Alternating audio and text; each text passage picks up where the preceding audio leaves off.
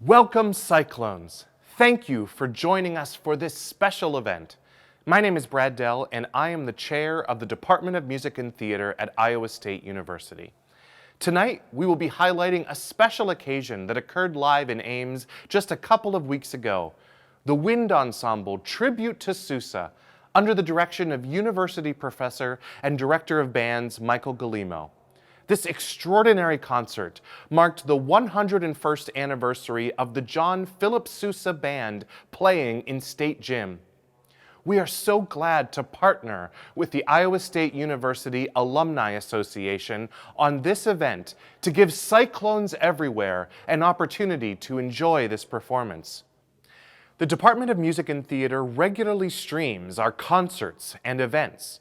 We encourage you to visit the Department of Music and Theater website, www.music.iastate.edu, to learn more about our thrilling upcoming performances.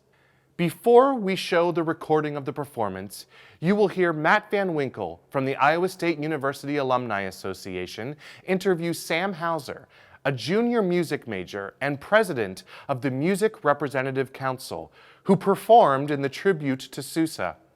We'll also have a great conversation between Jeff Johnson, the Lora and Russ Talbot Endowed President and CEO of the ISU Alumni Association, and Michael Golemo.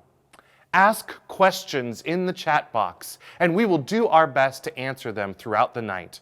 With that, I would like to introduce Matt Van Winkle from the Alumni Association. Thanks, Brad. Joining me now is Iowa State student and member of the Wind Ensemble, Sam Hauser. Sam, thanks for joining us. Thanks for having me. Well, we're really excited to hear the concert that you and the Wind Ensemble performed, the tribute to John Philip Sousa. Tell folks about what instrument you play and how many members make up the ensemble. So I play the tuba, and we have just around 60-ish members in the Wind Ensemble. So the tuba. So tell us about some of the other instruments that people might hear in this concert. So it's a march concert, so there's a lot of heavy percussion, lots of bass drum. You're going to hear lots of fanfares from the trumpets, a fantastic piccolo solo during Stars and Stripes Forever, just stuff like that, pretty standard march fare. So when you guys recorded this, it was on Veterans Day. That had been a pretty cool experience.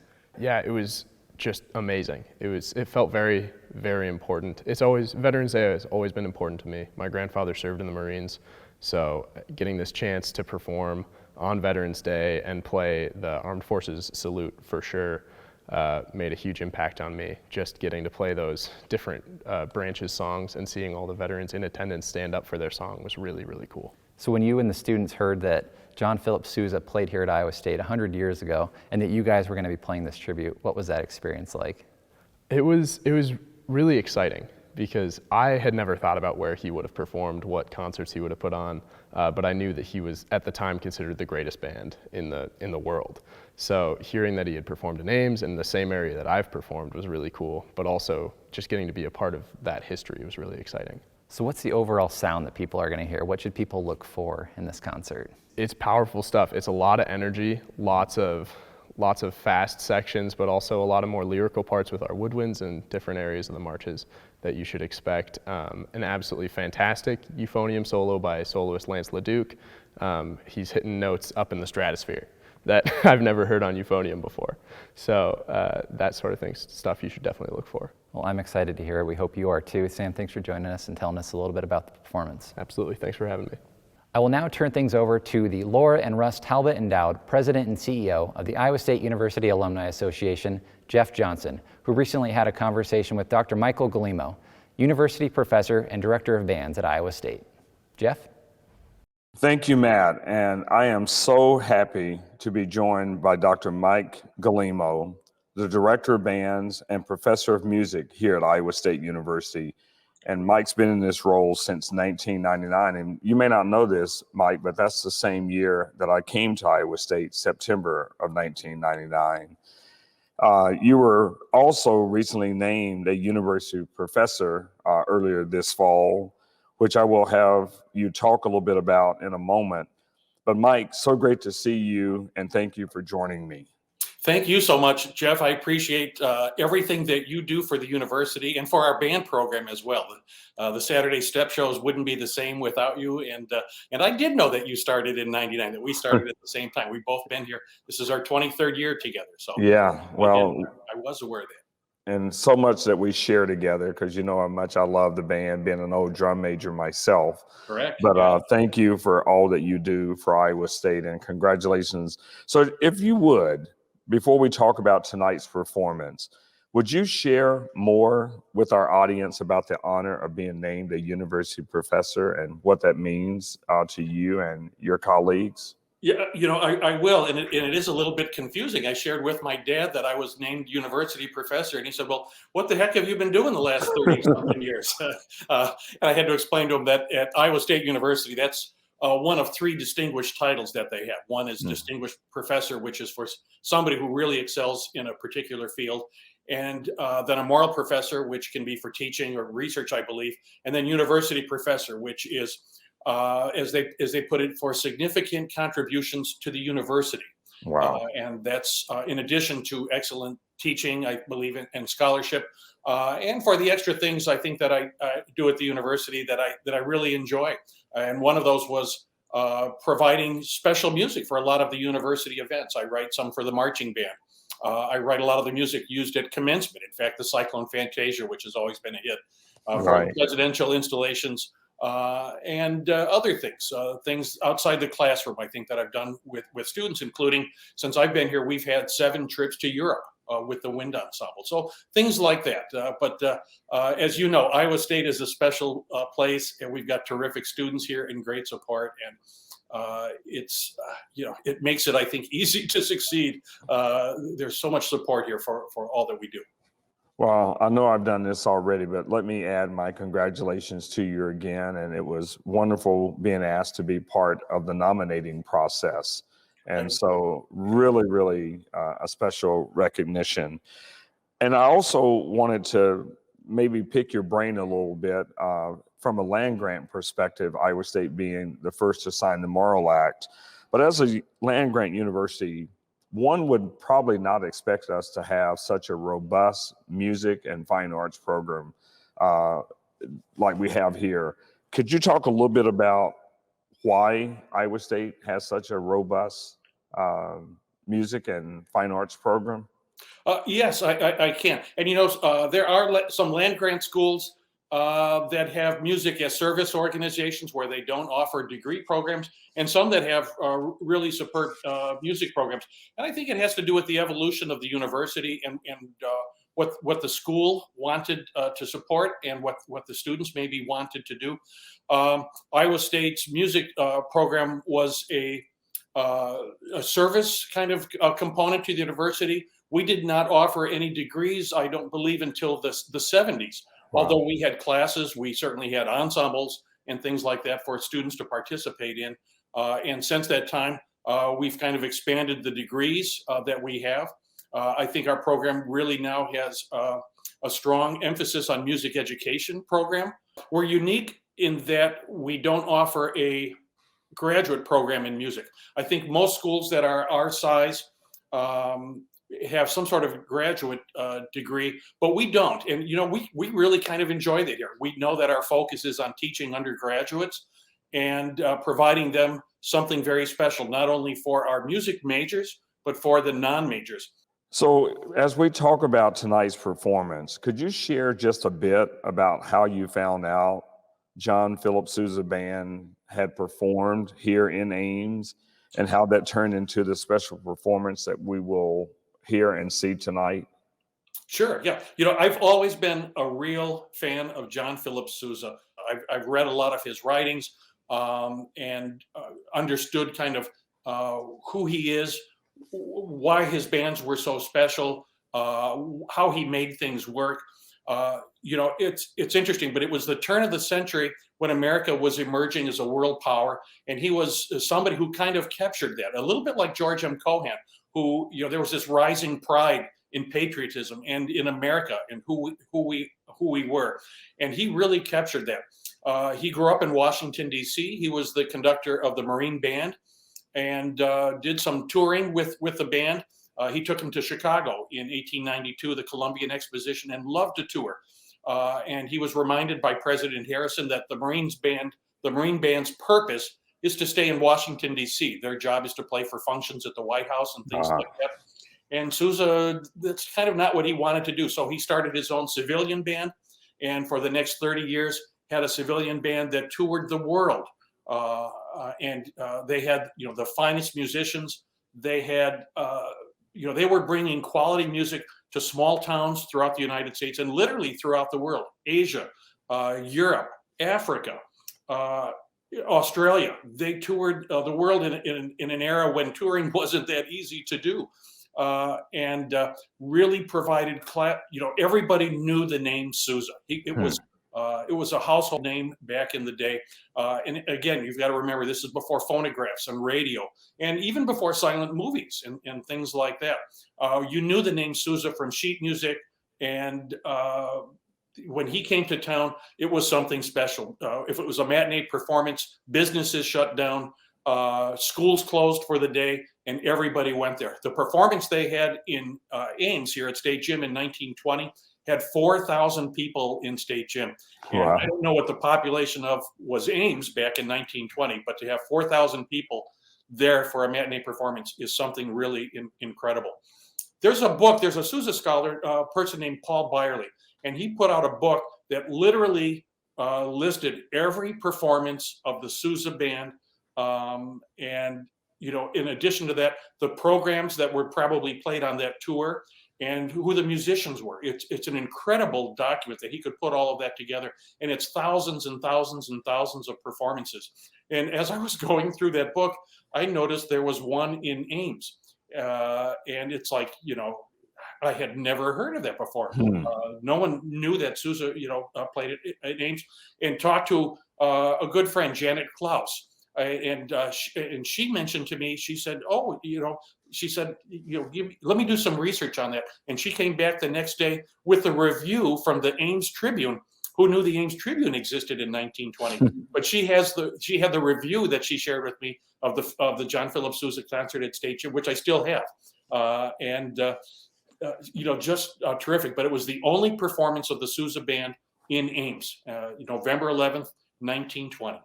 That's incredible.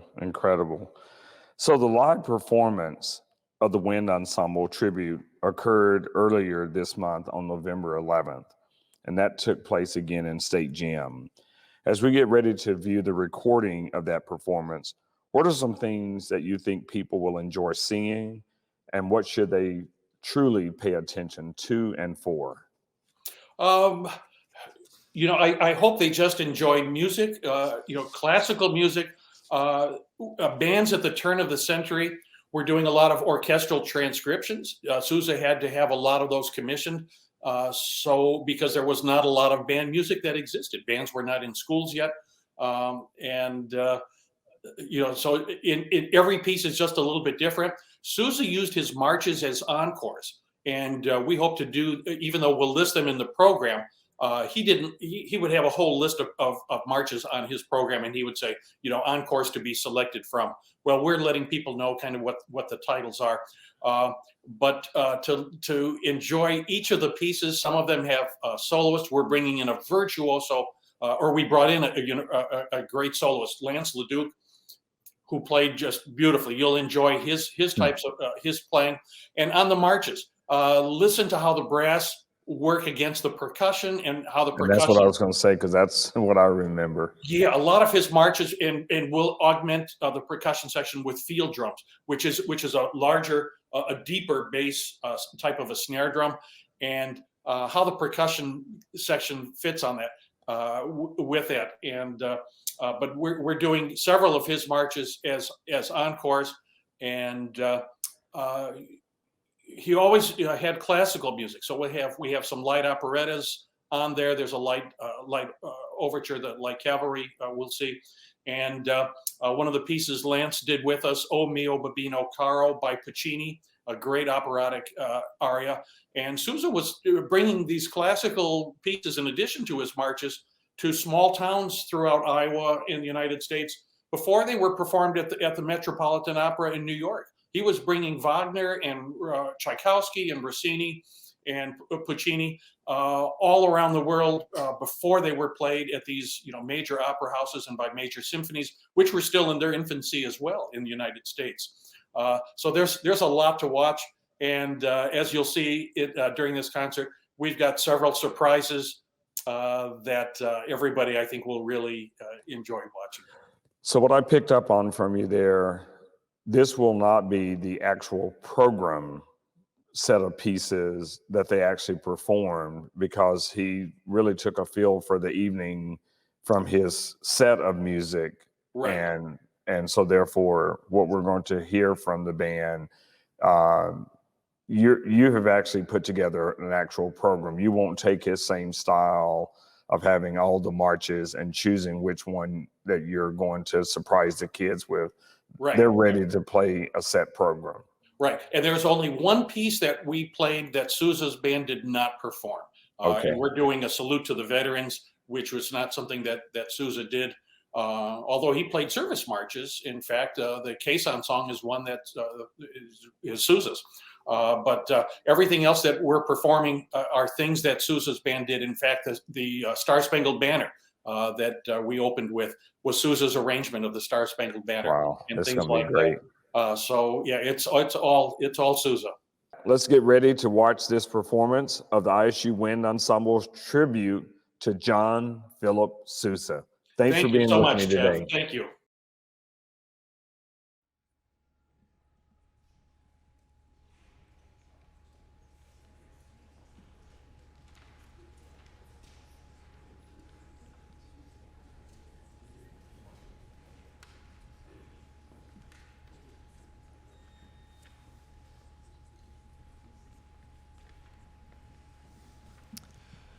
Well, a very good evening to everyone. Thank you so much for joining us here tonight for this very unique and very historic event. I'm John Burnett Larkins. I will be serving as your MC for this special concert by the Iowa State University Wind Ensemble. At this time, we ask you to please stand as the colors will be presented by the members of the Iowa State University Naval ROTC Color Guard.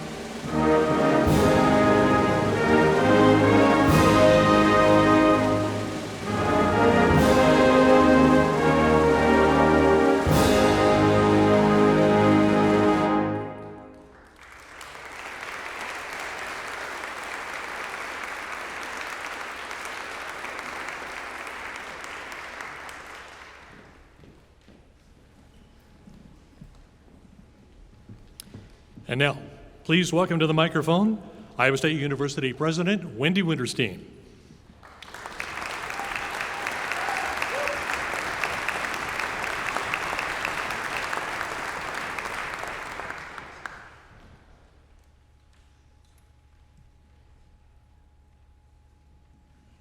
Thank you, and welcome to this concert to celebrate the 101st anniversary of the great John Philip Sousa's band performance here in State Gym. Aren't we fortunate that both concerts, Sousa's and tonight's, were held on Veterans Day? In the early part of the 20th century, Sousa was unsurpassed as the world's most popular musician. While some people may not have heard of Beethoven, everyone knew the name of Sousa. He and his band brought quality music to millions who had never heard music performed so successfully, so masterfully. His music is the essence of patriotism and captures the uniquely American spirit. Although Sousa and his band performed in Iowa 163 times between 1893 and 1929, their performance here in State Gym on November 11, 1929, was his only performance in Ames. It's important to realize the popularity of the Sousa Band. The population of Ames in 1929 was slightly over 6,000 people, and according to a review of the Sousa concert in the Ames Tribune, over 4,000 people were in attendance. So look around and imagine that in the State Gym, 4,000. So roughly 2/3 of Ames was at the concert. We will now unveil a plaque to commemorate this event. The plaque reads, "This historical marker is placed as a memorial to John Philip Sousa, who conducted a Sousa Band concert here at Iowa State University State Gym, November 11, 1920. Placed by the Iowa State University Band's Michael Golemo, Director of Bands, with the cooperation of John Philip Sousa Foundation. This plaque will serve as a lasting tribute to John Philip Sousa and his band. Now, let's unveil the plaque. And we should have a drum roll.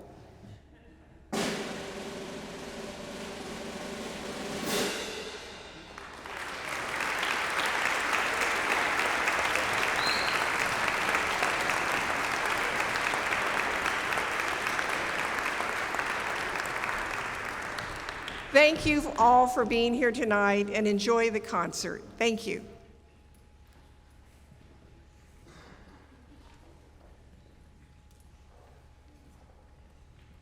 Thank you very much, President Winterstein. Right now, I'd like to ask you to stretch your imagination for a moment.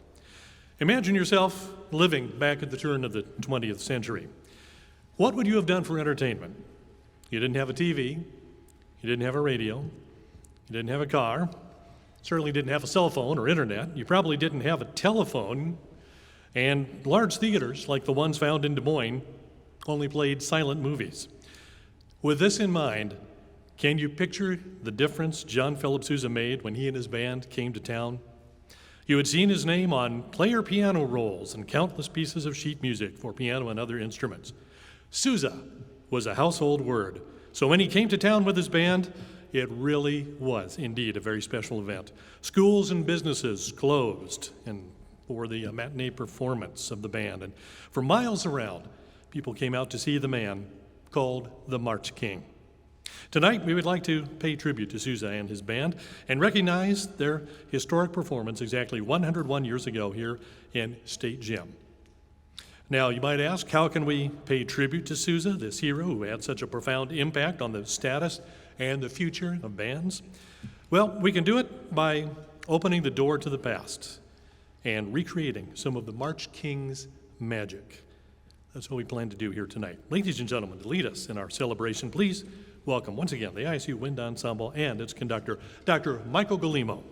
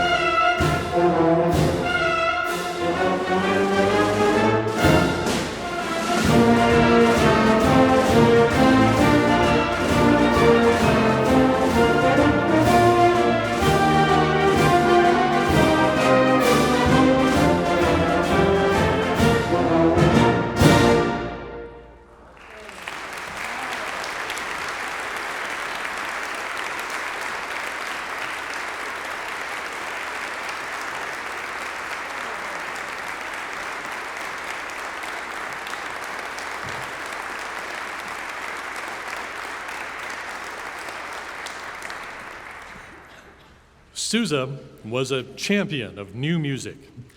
Sousa did much more than just present quality music to all parts of the United States, both big cities and small towns. Sousa's band presented the music of European composers such as Wagner, Rossini, and Tchaikovsky to cities across America long before this music was performed at the Metropolitan Opera House in New York. Sousa believed in presenting quality music, and especially overtures from operas, such as the Light Cavalry Overture, which we just heard. And Sousa used his marches, such as the Washington Post that we just heard, as encores, and did not print them in the program. Sousa composed this march in 1889 for the newspaper's essay contest award ceremony with a campaign to promote the newspaper under new ownership. The Washington Post march quickly became quite popular in both the U.S. and in Europe as the standard musical accompaniment to a new dance craze called the two-step.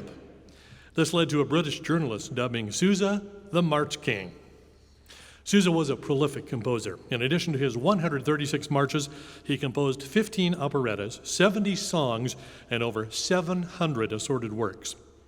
This next selection, called The Gliding Girl, was composed in 1912 after Sousa's daughter Priscilla had returned from a European vacation. She told him that the tango was all the rage in Europe and demonstrated this by dancing the tango and gliding around their living room. Sousa captured her graceful motions in music.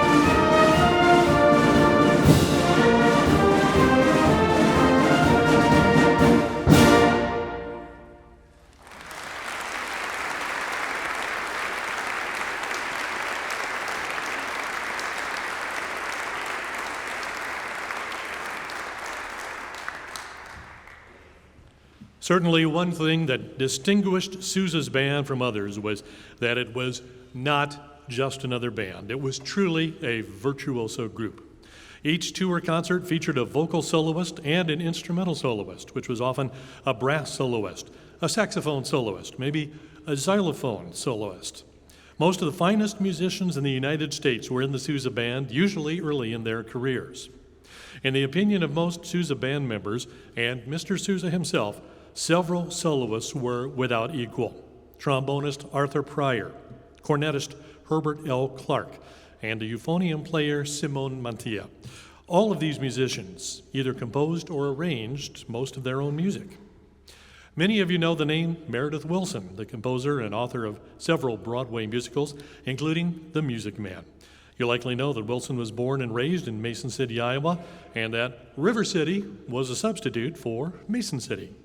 You might also know that Meredith Willson wrote one of our own Iowa State fight songs, For I, for S, Forever. What you probably don't know is that Meredith Willson joined the Sousa Band in 1921 as a piccolo soloist. This was the Sousa Band tour that came immediately after they performed the tour in 1920 that included Ames. So who knows? Could it be that perhaps Meredith Willson auditioned for Sousa right here while he was in Ames? Tonight's soloist is truly a virtuoso on the euphonium, Lance LeDuc, internationally known as a performer, educator, speaker, and author, and is on the faculty at Carnegie Mellon University in Pittsburgh. He's a former member of the U.S. Air Force Band in Washington, D.C., and a former member of the Boston Brass. Please welcome to the stage, Lance LeDuc.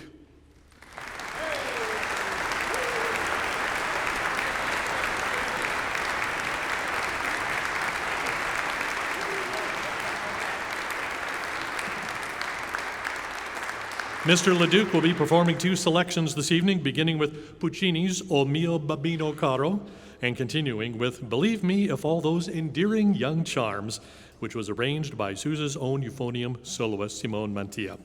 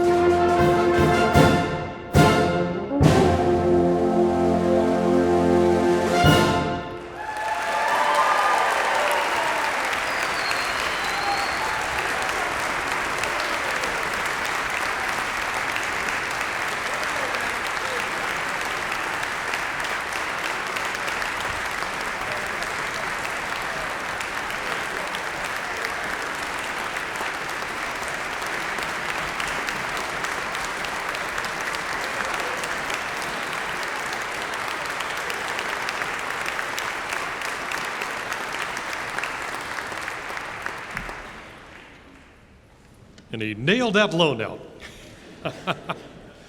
Numerous writers have pointed out that John Philip Sousa was born at exactly the right moment in history in exactly the right place. He was born and raised in Washington, D.C., just as the Civil War was drawing to a conclusion. He often spoke of how his father, a trombonist in the U.S. Marine Band, had accompanied President Lincoln to Gettysburg for his famous address, and of how John Wilkes Booth had dashed past the Sousa home after shooting Lincoln, of how the grand review of troops after the war had provided him with a lifetime of inspiration. Sousa became the musical spokesman of a new era. He took his message not only to his fellow Americans, but out to the entire world, not only personally, but also through the distribution of his sheet music and through recordings of his music. 4 times, he took his band, which was actually the artistic equal of most of the world's leading symphony orchestras, on trips to Europe. And together, they astounded people with the vitality that is America, and a perfection very rare for the New World. In 1910 through 1911, he took his band on a 40,000-mile tour around the world, and each year for 39 years, he made transcontinental tours. His band had numerous tours that included performances in Iowa. By taking quality music directly to the people, he did more than America's then few symphony orchestras could ever dream of doing, because he was visible. And all of this was done as part of a deliberate plan to help raise America's artistic standards. Sousa served as the conductor and director of the United States Marine Band from 1880 to 1892. He also composed music, including marches, for this band, and under his baton, it became one of the most popular musical entertainments in the U.S. The band toured, played on ceremonial occasions, and entertained presidents and the public alike. In 1892, frustrated by the limiting performing possibilities of a military band, he left to start a civilian concert band. And over the next 40 years, the Sousa Band became one of the great national institutions, touring the world many times over and constantly adding to its repertoire. The only interruption came during World War I in 1917, when Sousa enlisted in the Navy despite being 63 years old. He was commissioned as a lieutenant commander in the U.S. Naval Reserve, and he led the U.S. Navy Band at the Great Lakes Naval Training Station near Chicago. He donated his entire salary, except for $1 a year, to the Sailors and Marines Relief Fund. And when the war ended, he returned to his own band and continued wearing his naval uniform for most concerts and appearances. The marches of John Philip Sousa became the music of America. The band and its music inaugurated presidents, welcomed kings and other world leaders to America, and went to 2 world wars with our servicemen and servicewomen. At this time, we would like to thank and recognize the members of our military, both active members and veterans. We will now perform a medley of the United States Armed Forces songs. And when you hear your song, we ask you to please stand so that others can applaud and thank you for your service to our great nation.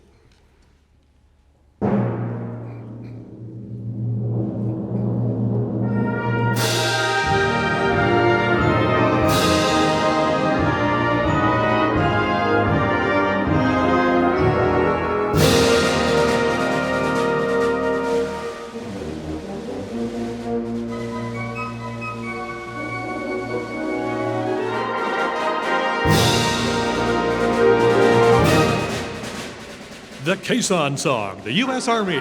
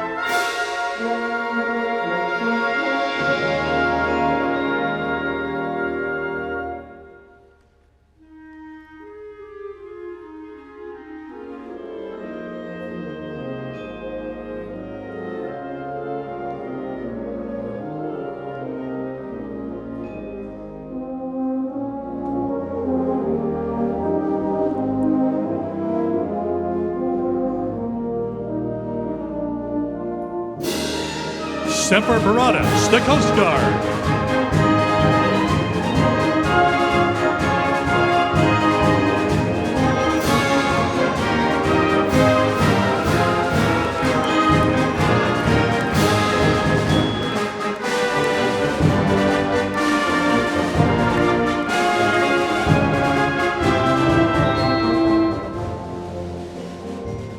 The Marines Hymn.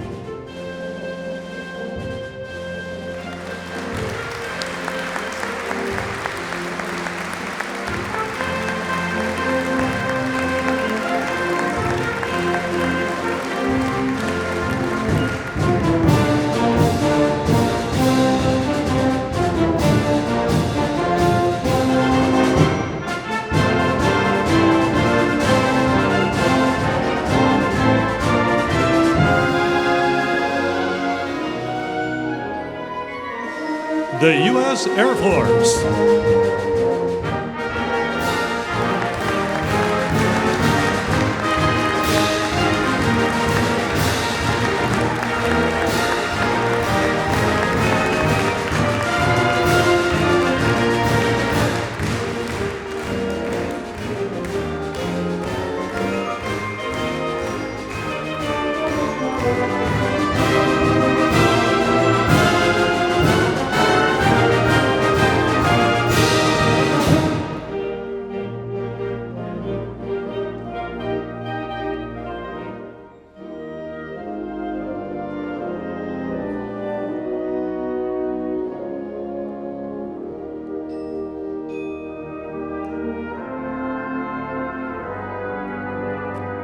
Anchors aweigh, the U.S. Navy.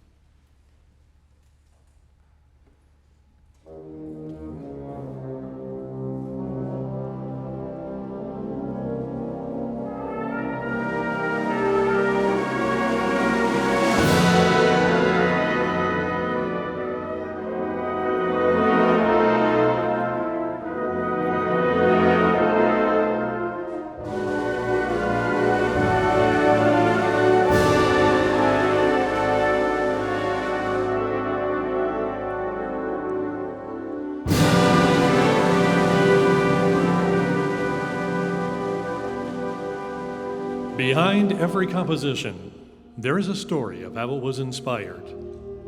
This story occurred in 1897 as Sousa was returning from Europe due to the sudden death of his manager, David Blakely. Sousa recalled, "As the vessel steamed out of the harbor, I was pacing the deck, absorbed in thoughts of my manager's death and the many duties and decisions which awaited me in New York. Suddenly, I began to sense a rhythmic beat of a band playing within my brain. It kept on ceaselessly playing. And throughout the whole tense voyage, that imaginary band continued to unfold the same themes, echoing and re-echoing the most distinct melody. I did not transfer a note of that music to paper while I was on the steamer, but when we reached shore, I set down the measures that my brain band had been playing for me, and not a note of it has ever changed." Well, this was, of course, the Stars and Stripes Forever March. Sousa wrote lyrics in 1898, 1 year after he composed the melodies. Hurrah for the flag of the free! May it wave as our standard forever, the gem of the land and the sea, the banner of the right. Let despots remember the day when our fathers with mighty endeavor proclaimed as they marched to the fray that by their might and by their right, it waves forever. Proclaimed by Congress in 1987 as the official march of the United States of America. John Philip Sousa's The Stars and Stripes Forever.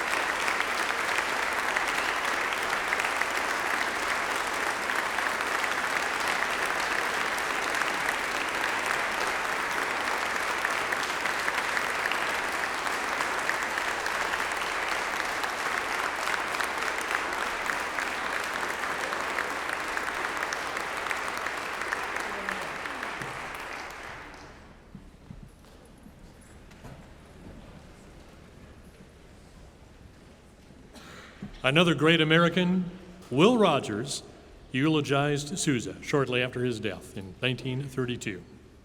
He wrote, "In life he was small of stature, not particularly impressive, very modest and unassuming.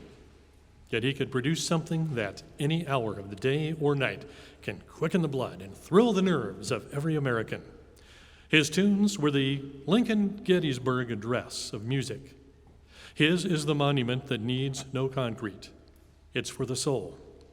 Our little March King is dead, but his marches will be marched to down through the ages."